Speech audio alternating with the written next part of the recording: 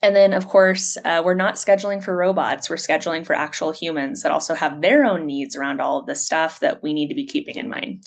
So that's my really long-winded way of saying that scheduling, maybe even more than like forecasting, which I think sometimes tends to get more attention, is actually like maybe one of the most complex things we handle as workforce managers. Certainly one of the things that has the most inputs coming from the most places.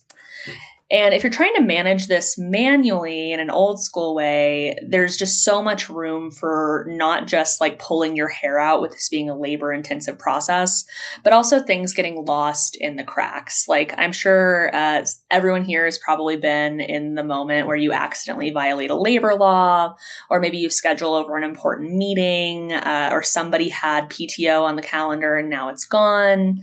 And really, I think that's where, as workforce folks, we can lean into automation, just take some of that manual burden off of us.